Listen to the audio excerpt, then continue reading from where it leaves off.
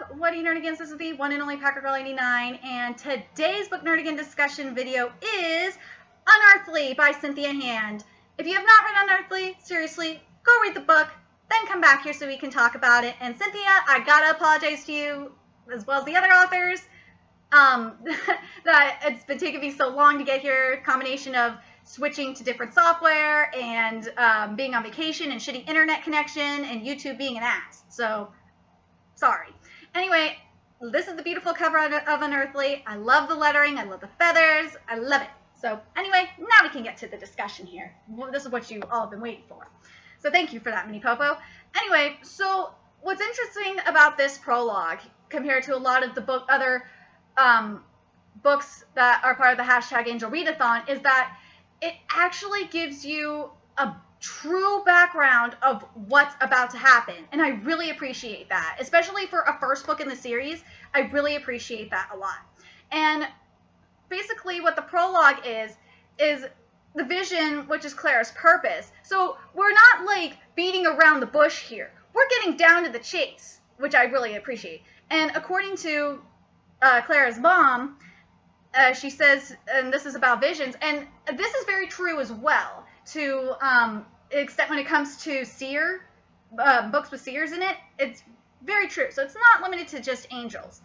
That too much at once would be overwhelming, and that's why it will come to you in pieces. And all angel purposes have different purposes. Wait, sorry, I didn't read my notes right. All angel bloods, that's what they're called in here, angel bloods. And I kind of like that a lot more than Nephilim. I really do. Especially, this is a series where we're going to have a bigger breakdown of Nephilim, which I really like too. Let's see. All angel bloods have purposes of different types. Some are messengers, some witnesses, some meant to comfort, and some just doing things that cause other things to happen. And her mom is over 100, even though she doesn't look a day over 40. You gotta love immortality. Yes, you do. And another thing I love about this book is where it originally takes place, and like the End of Days series, it starts out in Mountain View, California, where my dad lives over in Mountain View, so I really like that. and so basically, when Clara described the tree to her mom, they realized, thanks to her mom's smart thinking. I love Clara's mom in this book. In the series in general. She is one of the better moms, I will say that.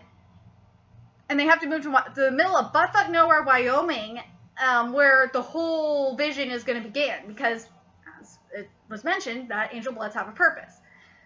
And Clara and Jeffrey, which is her younger brother, their dad left when she was free and moved across the country to NYC.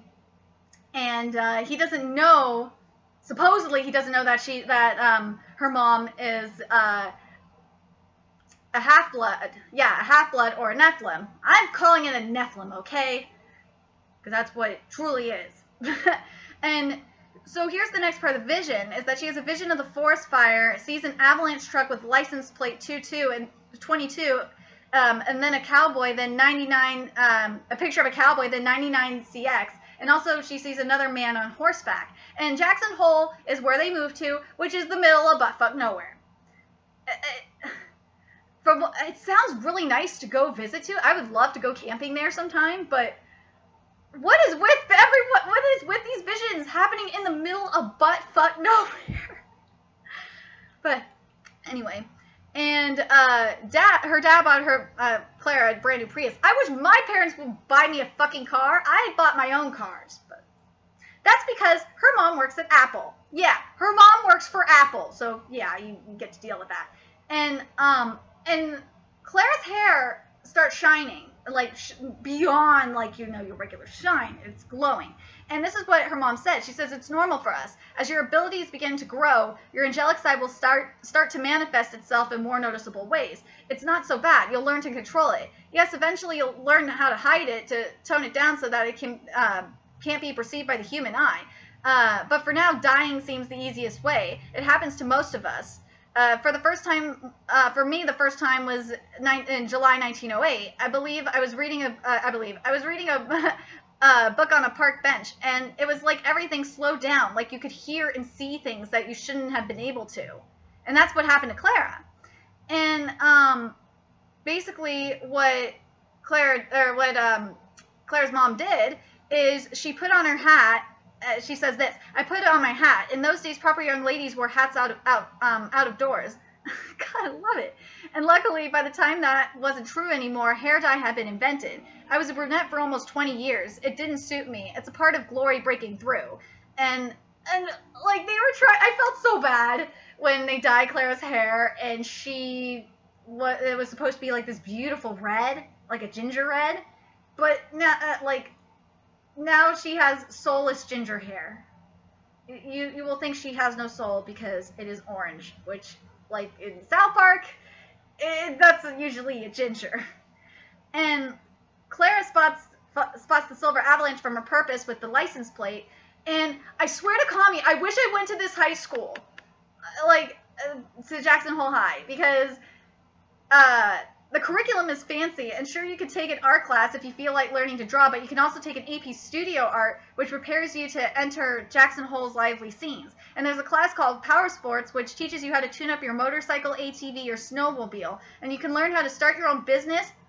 Where was OK public school system? Where the fuck was this in California? I bet it's in Mountain View.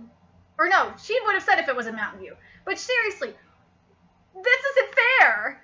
Like, this gets even better. You could draft your dream house, develop your passion for French cuisine, or take your first steps towards becoming an engineer. And just in case you want to get your pilot's license, the school offers a couple of courses in aerodynamics.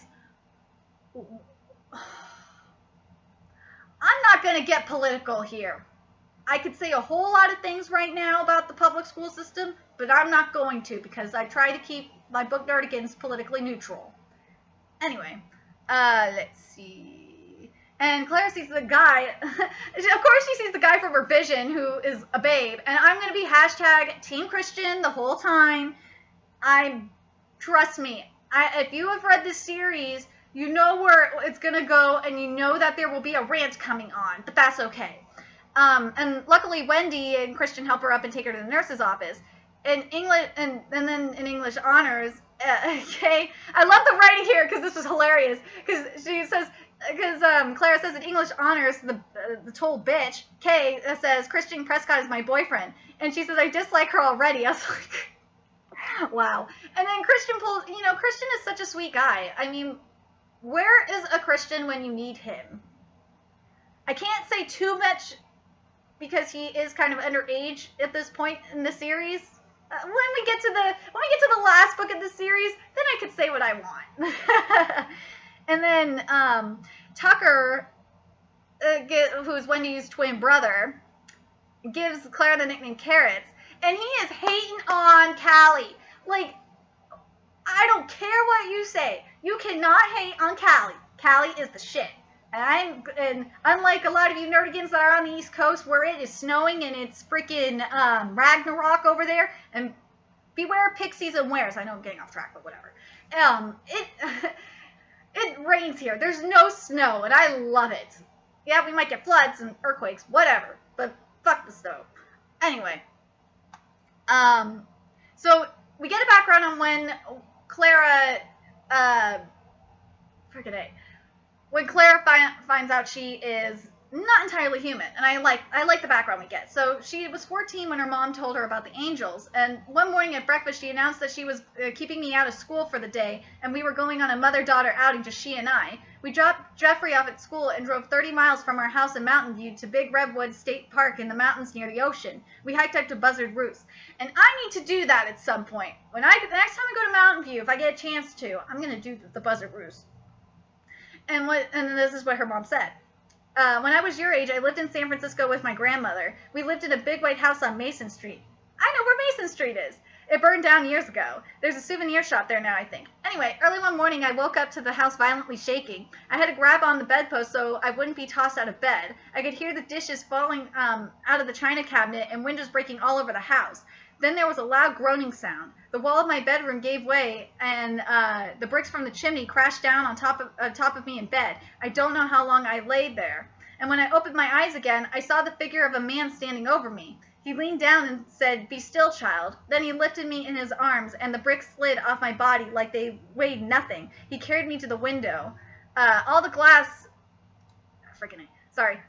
was broken out, and I could see people running out of their homes into the street. And then a strange thing happened. We were someplace else. I still resembled my room, only different somehow, like someone else was living there, undamaged if the quake had never happened. And outside my window, there was so much light, so bright it hurt to look. That's definitely glory. The man set me on my feet. I was amazed that I could stand. My nightgown was a mess, and I was a bit dizzy, but aside from that, I was fine. "Thank you," I said to him. I didn't know what else to say. He had golden hair that gleamed in the light like nothing I'd ever seen before. And he was tall, the tallest man I'd ever seen, and very handsome. Sounds like my kind of guy. He said, "You're welcome, Margaret." I wondered that myself, I asked him. He told me he was a friend of my father's, and they served together, he said. And he said that he'd been watching me from the day that I was born, like my guardian angel, although he wouldn't call himself that, of course. That sounds really creepy. I like, as much as I like a guardian angel, it just sounds creepy.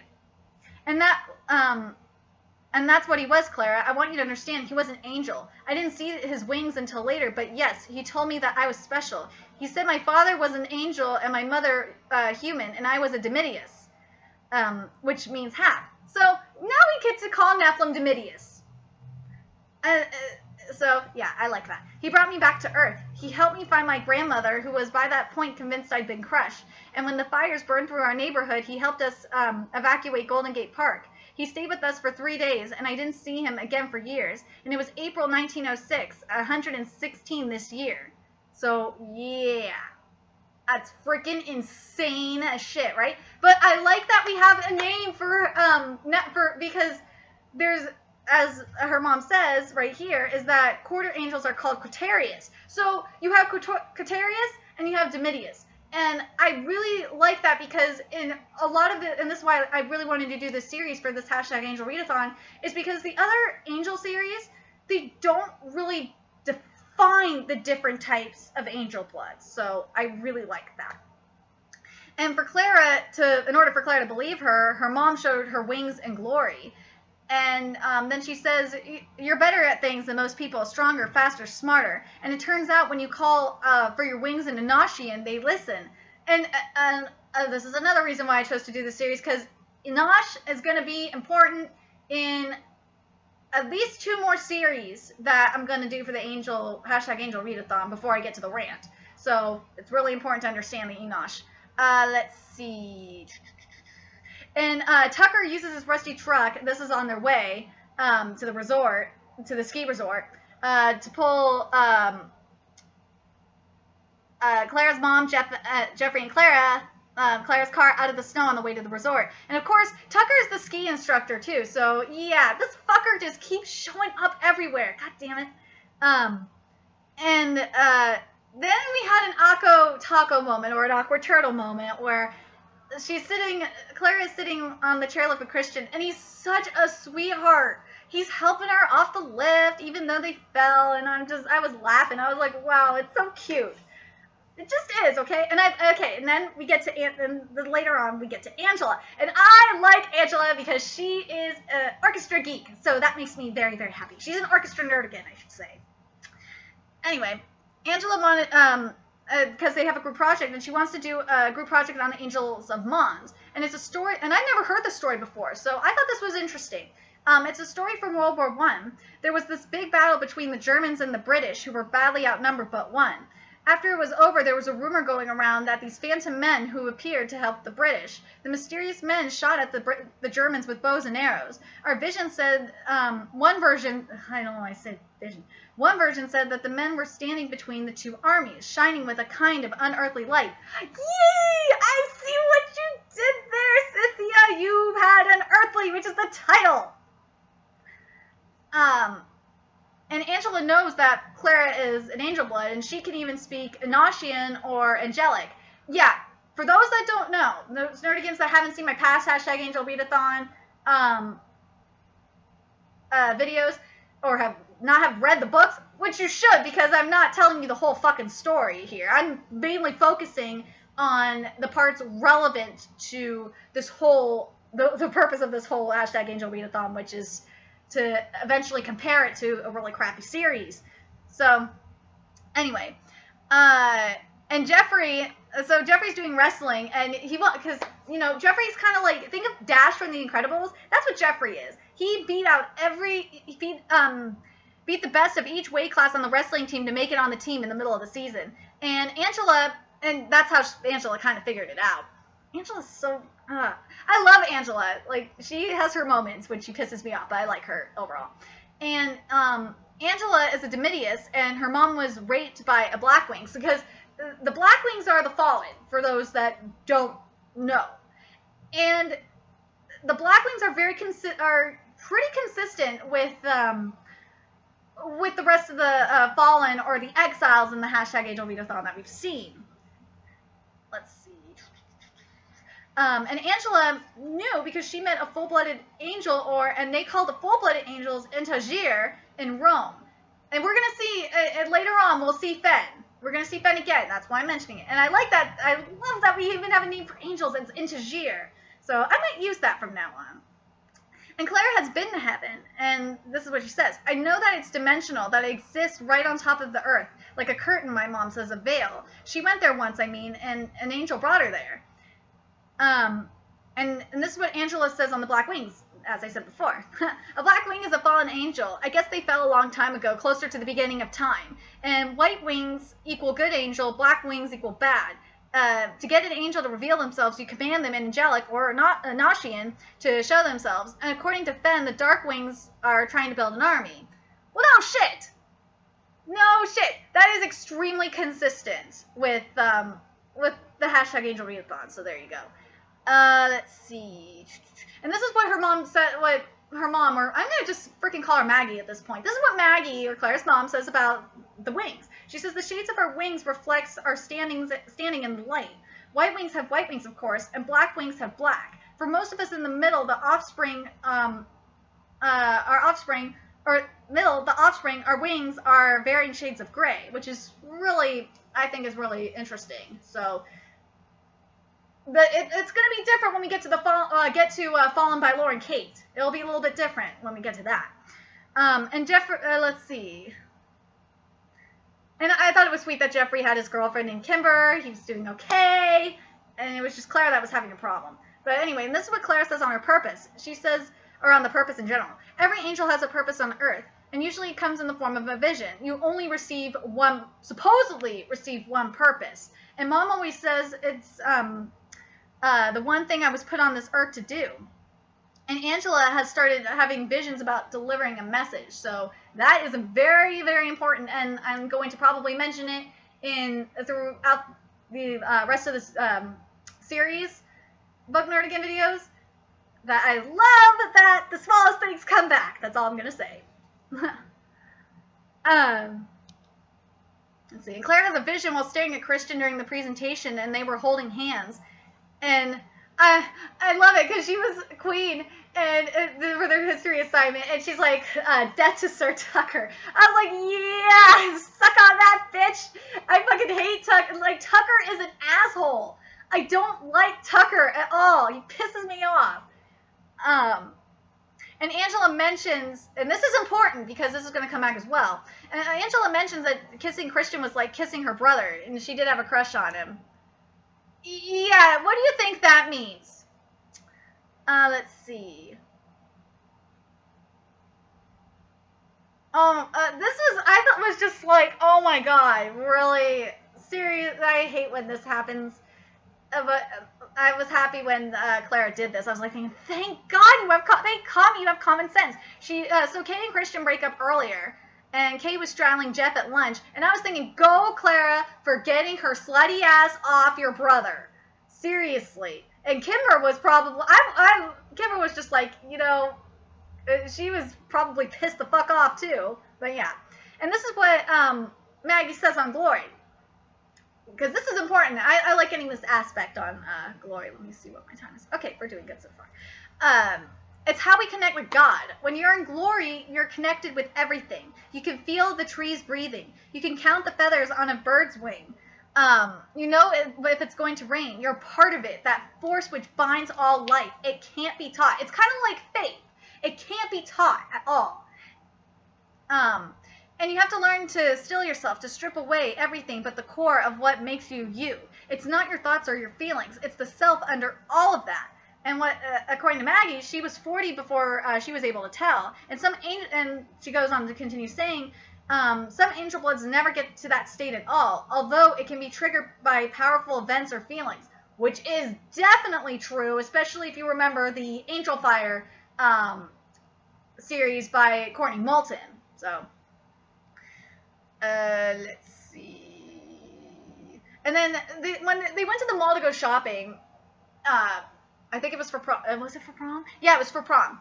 And they had they ran into a strange man in the mall, and apparently it was a Blackwing. This is according to Maggie. He was a Blackwing. Chances are he was only passing through. You felt his sorrow. Angels don't have the kind of free will that you or I do. When they go against their design, it causes them an enormous amount of physical and psychological pain. All Blackwings feel this, and that kind of reminds me of the Exiles, because remember in the Embrace series by Jessica Shervington that the Exiles were described as insane? Like, they literally were insane because they weren't used to all this emotion and everything like that. And I think the way that Maggie described the Blackwings is exactly how the Exiles are in Embrace. So I like that we're getting a little bit of consistency.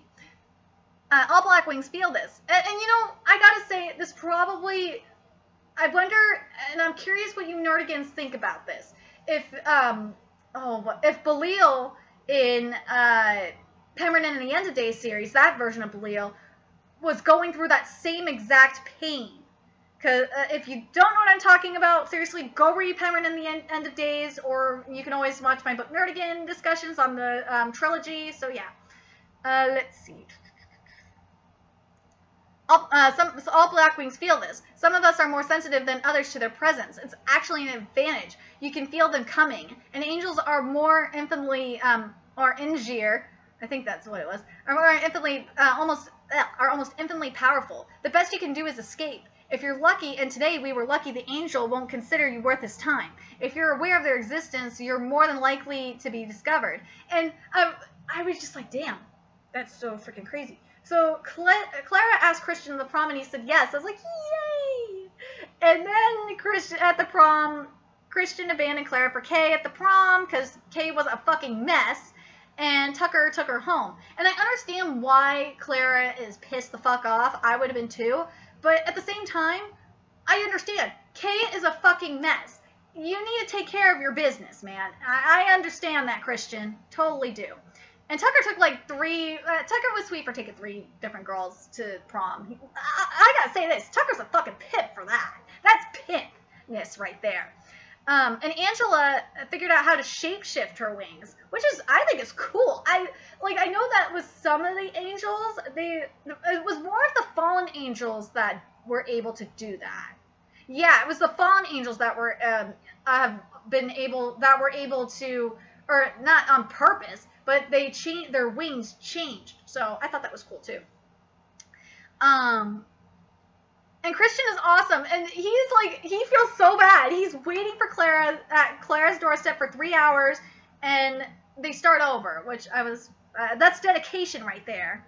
And everyone is gone for the summer, including Mom and Jeff, Maggie and Jeff, who are out and about. And Clara is using this summer to practice flying because she is not the best at it. Let's see. And then Wendy's birthday present to Clara is Tucker showing her around Jackson Hole in Yellowstone. I want to go to Yellowstone. I've never been. I really want to go because I love camping. For those Nerdigans who have been to Yellowstone, I'd love to know. You could please put in the comments your experience at Yellowstone. I'd love to know about that. And Christian sends a text, and he says, "Have you ever been to a place you're supposed to love, but all you can think about is home?" And I was like, "Oh, Christian, so sweet." And by the time Maggie gets back, Clara can fly. And when Clara gives, or not, when Maggie gives Clara the jacket and sees herself in a vision with the jacket on,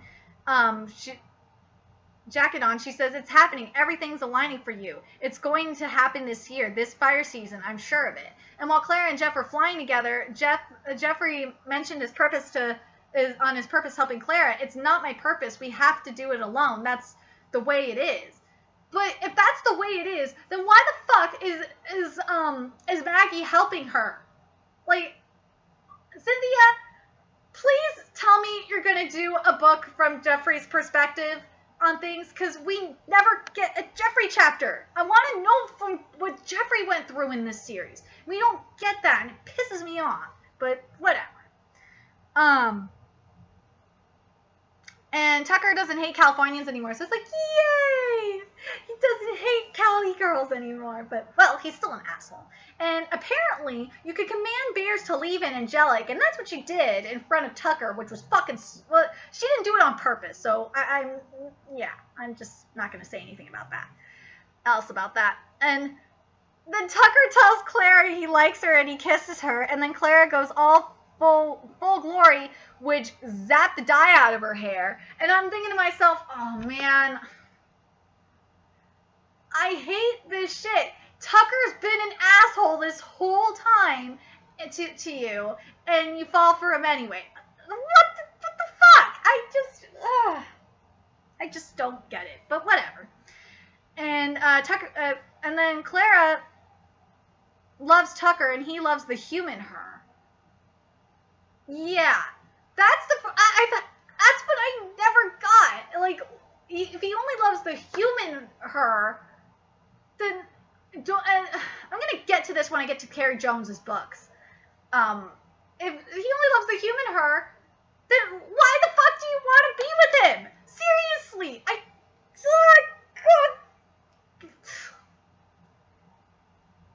the logic is just flawed, and it pisses me off. My inner book nerdican is just like, God! Or my inner romantic's like, why? Just why? And then Clara revealed herself as an angel on Tucker's land, and he said, and Tucker said this, "My grandpa was going to build a cabin here, but then he got cancer. He left the land to me. It's about 8 acres. It's where I'd come if I ever had to bury a dead body or something." Oh, wow. Let's see. Tucker, and Clara pull over where Christian is, and, oh, wait a minute. No, did I miss something? Oh, here it is. Clara said this. I almost skipped something extremely important. And she says she's Nephilim! Yes! Thank you! I'm glad you put this in here, Cynthia, because she is Nephilim. So, there we go. She says this, "I'm Nephilim, and we don't usually use that term because it means fallen in Hebrew." That's something that I don't know if you nerdigans knew or not, or if it was mentioned previously, but there you go. And we don't like to think of ourselves as fallen, but that's what we're called in the Bible. We prefer the term angel blood. My mother is a half-blood, and her father was an angel and her mother was human, and that makes me a quarter angel since my dad's an average Joe, and then shows him her wings. And then Clara says, "I love you, and Angelic," and I'm like, really? You barely know him! Well, like, yeah, they were spending every day together, but doing hella fun shit, but you can't say that you're in love with him because of that. That's a load of crap. I'm sorry. And maybe this is because I'm #Team Christian, but this is bullshit. I hate when books do that. It pisses me off. But on the bright side of this, at least she was hanging out with him every day. But he was an asshole. Like, he was an asshole to her. I mean, whatever. And Tucker and Clara pull over where Christian is, and Clara realizes they're supposed to be together. And Clara fucking rejected Christian. Like, and this makes me wonder if Christian was here the whole time in the summer. And also, if Christian was there, then do you think that this whole thing would have turned out differently? That she would have been in love with Christian more than Tucker? I have to ask that. And Tucker broke up with Clara because he doesn't want to ruin her destiny. Thank you! That's a good point, Tucker. You proved how much of an idiot you are and why I don't like you. Because most guys in these series say, fuck it, I don't care. I love you enough that I want to be with you through everything. I don't give a fuck. And that's why I'm like, I don't understand this shit. I really don't. And Angela has new info on the black wings she got from Italy, and I like that we're getting more names. Love it. And they're called the Mosfier, the sorrowful ones. And this is what Angela says. I found this old book in a library in Florence that mentioned them. Sad demons, it translated. And demons are angels. It's more of an artistic distinction, really. Well, no shit. Let's see. Painters would always depict angels with beautiful white bird wings, and so the fallen angels have had to have wings too. That is a good point, Angela. Good point. But it wasn't enough to simply give them black feathers. They made them bat wings, and then it evolved into the whole horns and tail and pitchfork image that people think of now. Like I said before, I think they can look however they choose to. I guess it's how they make you feel important, right? And suddenly bawling your eyes out, for example, would be a bad sign. And Clara, and I gotta say, Angela, that is a good fucking point. I love that point, actually. And Claire runs into a black wing named Sam who fixes her dislocated shoulder, and luckily Clara called Maggie and had on speaker before she passed out and was taken by Sam. And fucking Maggie is a badass bitch. She is. She comes to the rescue, and Sam is short for Samjiza. And Samjiza brings them to hell, and apparently he's a watcher. And if you've read Penguin and the End of Day series, you know what a watcher is. If you haven't read that series, you're not gonna have a single clue what I'm fucking talking about. And according to Maggie, the way to get back to Earth, and it kind of makes me think of how I'm gonna be an anime nerdigan here for a second. It kind of, and I know for you Dragon Ball nerdigans, you don't like GT, but I'm sorry, GT is being mentioned right now. It kind of reminds me of I'm gonna read this actually, and then I'll say why. She says, think of Earth, think of green and growing things. Flowers, trees, grass under your feet. Think of the parts you love. And from that description right there, for those nerdigans who have watched Dragon Ball GT, know what I'm talking about when Goku turned into the Golden Ozaru before he became Super Saiyan 4. Because if you remember, he was on planet Tuffle, and he was staring and longing at the Earth because he wanted to protect it, which is a little bit different than this. But still, I like that. I'm sorry I had to do that to you, Dragon Ball nerdigans, but seriously, it had to happen. And let's see.